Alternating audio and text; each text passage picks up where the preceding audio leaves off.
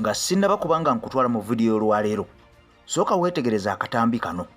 Tunuulira akatambi kano, mpuliriza, mbadde n'ensonga lwaki nkakuleetedde. Keetegereze bulungi, omala okkeetegereza, ngenda kuba nkubuulira ebikuuno.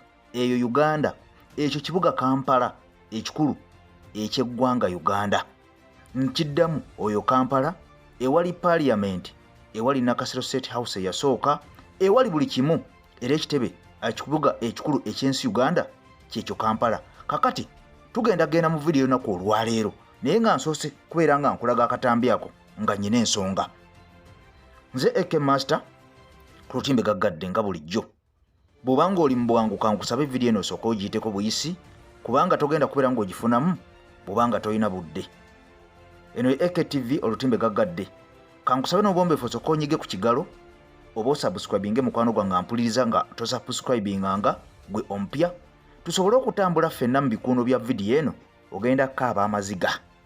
Nkugambye eno egenda kubeera ng'ekkaaba y'amaziga sinakindi okulukuta omusaayi. Gw'olaba sipiika w'ensi Uganda oba Parliament y'eggwanga Uganda, Anita Amongo. Njagala nnyo omanye nti ogwo mukolo gwabadde mu maka ge, wabula amaka ge kimaze okubeera nga kizuulwa nti gaamalawo miliyoni 3.5 eza $. Ebigambo bino mukwano gwange yabiŋŋambye nga ye amaze okubeera ng'akola research. Wabula ngenda kubulira nti omukyalo ono akiikirira abantu beeyobokeddeya era Woman MP era ye sipiika w'ensi Uganda. Njagala omanye n'akamala okubeera nga nkolera akatambi. Naye kugamba nti yaliko sipiika Kiwanuka Sekandi, naye yaliko sipiika Rebecca Kadaga. Bano bakwata ssente buli mwaka ezikunukiriza mu biliyoni 6 ne ssente zigwa mu biliyoni 6 buli mwaka. Kubanga bano basiimibwa, balina okubasasulira abakozi, babasasulira ennyumba, babawa akasiimo. Sipiika Sekandi bamuwa akasiimo, yali sipiika ne bamuwa akasiimo, yaliko deputy speaker ne bamuwa akasiimo, yaliko vice president ne bamuwa akasiimo. Sente ezikunukiriza mu biliyoni 6 ze ziba spendingibwa ku buli mwaka, wadde nga bano baawumula ne bava mu ofiisi, sente zaabwe zikyalipotinga buli mwaka. Kati njagala nkubuulire nga sinoba kubeera nga nkutwala ewa sipiika mu bujjuvu. Ogenda kubuulira ebigambo bino ebya Honorable Ssemujju Nganda. Nkusaba video eno nkugambe nti ngisengese bulungi, ogenda giva ku munga ali akatogo okugifunamu. Ogenda kakasa nti Uganda erina abantu abagigula, Uganda erina abantu abagitunda, Uganda erina abantu abagigabana. Okusinziira ku Honorable Ssemujju Nganda, nkugambye nti eno ennyumba gy'olabaawo ya sipiika ow'eggwanga Uganda eri Bukeddeya, wabula gano sige maka gaalina gonna, sige maka gaalina gokka, sige maka gaalina gokka. Mu kibuga Kampala namwe abeeramu ayinamu amaka. Nkugambye nti sipiika yaliko sipiika Kiwanuka Sekandi, ono bamuwa ssente ez'ennyumba mwasula buli mwezi, naye ng'ekikwewunyisa ono yazimba ekibuga Masaka n'ajula okubeera ng'akimalayo era ayina amaka, naye akyasasulwa ssente z'enju mwasula buli mwezi. Kati njagala omanye nti Uganda yagulibwa, wabula nga sinaba kubeera nga nkwongerayo nnyo. Kansooke nkutwale mu katambi ka Ssemujju Nganda olabe ebyaliwo ku lumbe olw'akatolo bwama gy'otaali nabyo bitegeere nti ensi Uganda yagenda dda yagabanwa. Mubadde mutenda alien skin okubeera ng'atambula ne bakanyama, okubeera ng'atambula n'abasirikale, naye kati wulira ebigambo bino bituuse ne ku mikolo egy'okuziika abafu. Ngenda kuba nkukomyawo, guno nno si gwe mulamwa, ngenda kuba nkuzayo ku nju ya Anita Amongo sipiika, otegeere nti sukaali yalinnya, otegeere nti amafuta gaalinnya, otegeere nti school fees z'abaana zaalinnya, otegeere nti emmere gy'olya yalinnya, otegeere nti uwopangisa waalinnya. Lwaki waalinnya? Sente omukyalo ono zaakuŋŋaanyizza okuzimba enju eno azigyewa nga n'ekisanja kye tekinnaba kubeera nga kiggwako nga sipiika. Ekisanja kye tekinnaggwako, eyo yenju ye, ng'ekisanja kye tekinnaggwako, eyo yenju ye. Waanaakimalirako akwate ekyokubiri, anaaba azimba ekibuga Kiramba, oba bw'anaakwata n'ekyokusatu anaazimba Uganda yonna yabaffe. Ebifo ewaabwe gye yava e Bukeddeya mu disitulikiti eyo biri bitya? Kansooke kutwale wa Honorable Ssemujju Nganda katono nnyo ng'okomyewo n'omulamwa ogenda kukakasa. Wuliriza nnyo, wulira wano, wuliriza nnyo, wulira wano ebigambo bino ogenda kukakasa ensi Uganda weetuuse. Wuliriza nnyo, wuliriza nnyo. Agala okusiba dreads nawe agala okukala repair, ennamba gy'olaba ku screen gikooneko bakole dreads eza buli kkala, nawe ayagala okukola repair wa dreads enamba yeeyo togikoonako ng'obuuza kintu kirala kyonna yabakama baffe kati wulira ka video kano mukwano gwange wuliriza n'obwegendereza oli ekigambo bebekulu oba ekintu kye yakola mu kuzika katolo bwama ogenda kwewuunya ensi eno katukomewo bebekulu nga owe mundu wa mukuma erina kutriga okimanyi ayine nene ntono waliwo nene nemmenye kati eyo twatuukayo ddi nabadde ninanye wana bukyawe kola mu VIP z'abantu oyogete ku bebekulu najja nabuuza Katumba Wamala n'abuuka Bobi Wine n'abuuza agaddakaawo Mpuuga naddamu okulinga afuluma n'akwata ekitiibwa Ssekabembe mu ngalo n'abuuka Bobi Wine n'abuuza Sempijja kati eyo twatuukayo ddi embuuza abantu abawamu muze tewamuli ekibuliro ekyo nabadde waawo kati kyobuuza ndi Katolo Bwama yagasa abantu kirinnya eri eggwanga bayirawe nze natunuulidde nze semuju ntambula nzeka olibeya yantute gulu niyo olumu netambulira nzeka nedereva simulina naye ng'abantu ono wa Kanyama ono wa Mundu ono wa Magye ono waki eggwanga awo lyatuukawo litya kakati ate Kiwanda bwe yayimiridde n'afuuka nga ati naye Munnakatemba n'agamula emirembe gy'enaalimu gye twaleeta abantu k'ebyenjawulo batudde bonna buli omu nga alina Kanyama wa Mukumbi bw'obanga omaze okuwuliza ebigambo ebyo era ng'obitegedde bulungi bebekulu wa NRM lukulwe era akyogera lunye lwaki nkuletedde akatambi kano wuliriza ebigambo bino olunaku olw'eggulo nakoledde akatambi nga Edi Mezaya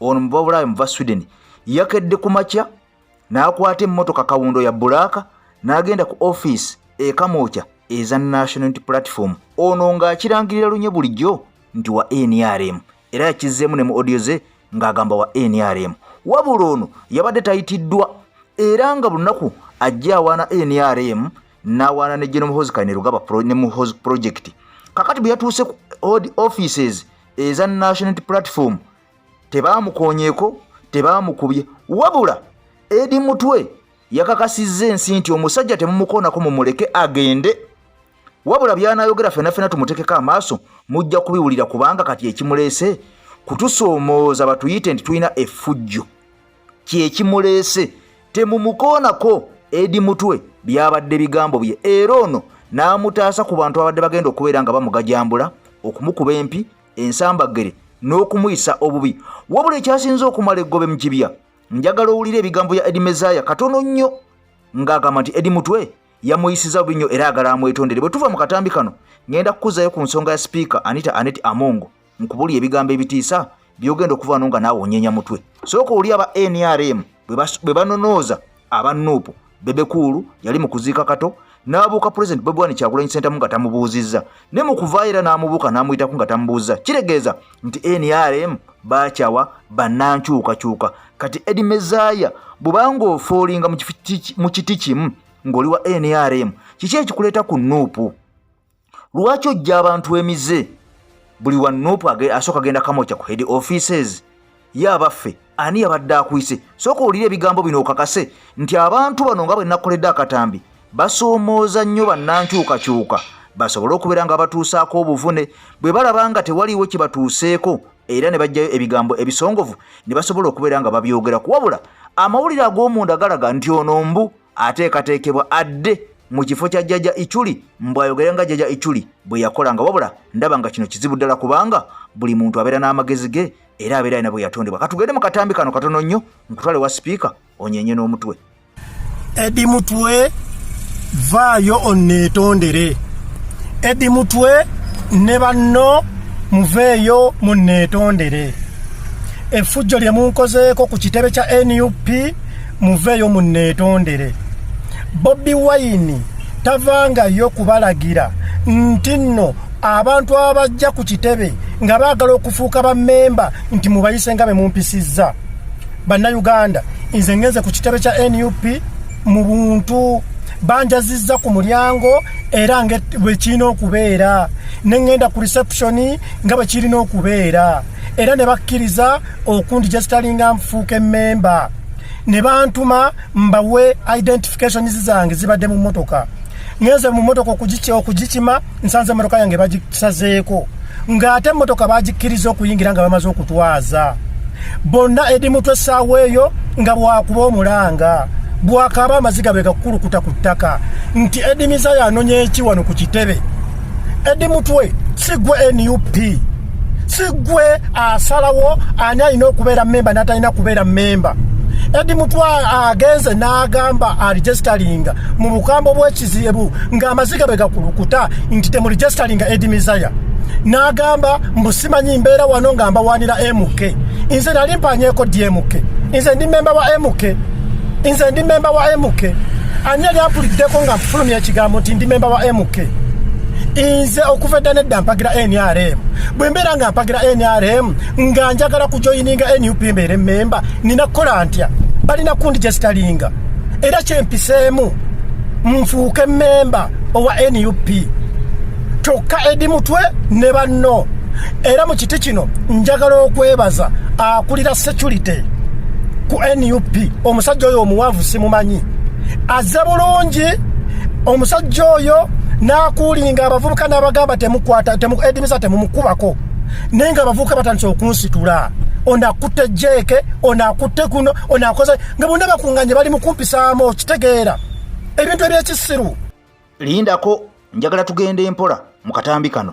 Sooka owulire ebigambo bya Edi Mutwe gwe bawaayiriza nti yasitudde mbunaate mu mulanga era n'ayisa bubi Edi Mizaya. Wulira ku bigambo bya Edi Mutwe ng'ajjawo Edi Mizaya. Mu mbeera eno naawe okakase ku bantu bano bombi ani alimba.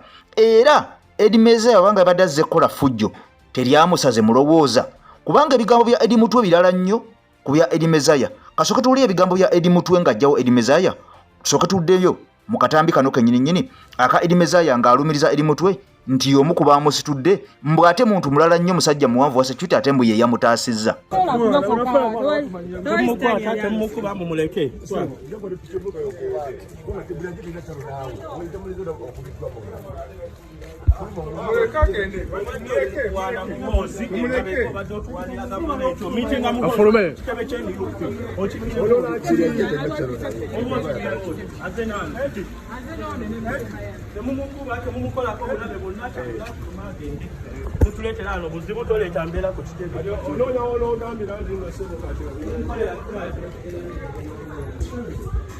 Mugulire gate yange ni afune bulungi twali amukiteko naye ensoli gye mukole ensoli si nnungi bayisa banna mumuleka agende mumukwatako mumuleka mukuba kyagulanyi ne mulungi kyokubisajja abalangirira ne atumulo akanti mumukuba kati sabazi no sikuzi no nonansi kyoyagala ki ebirala si kirungi kulakisa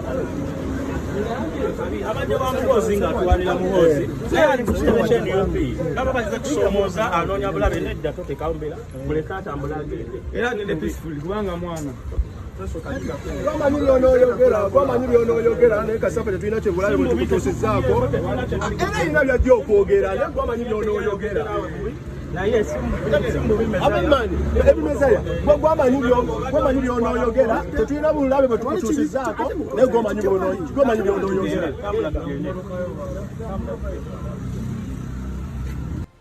Omusajja ono mu bigambo bye ng'asiibula baamugambye gw'omanyi by'onooyogera tetulina kye tukoze n'agamba ate kiki tewali kye munkoze era ebigambo mbiwulidde ebya Edi Mutwe kw'ossa banne abaabaddewo nga ne Edi Mizaya yennyini alumiza nti tewali kye mwankoze.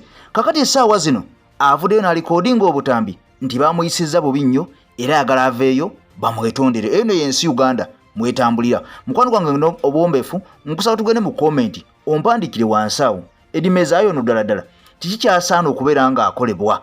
Ddala yazze mutima mulungi oba yabadde azze kusaanyawo busaanya kibiina n'okwongera okutabangula obutabanguzi eddembe ku kitebe. Kati nga nkujjeeyo mukwano gwange mpuliriza kankuzeeyo mu nsonga enkulu eya Speaker Anita Amongo.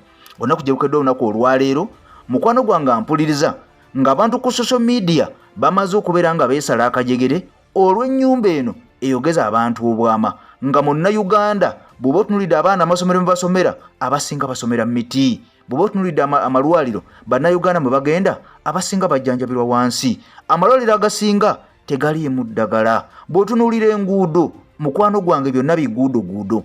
Nzize nga nkunyunyula obutambi bwano ku AKTV ne nkubulira akasente oba omusimbi ogujja nga guuluntanyizibwa naye nga tewali muntu n'omu afaayo oba ayamba. Ebiseera ebisinga boogerako bwogezi ne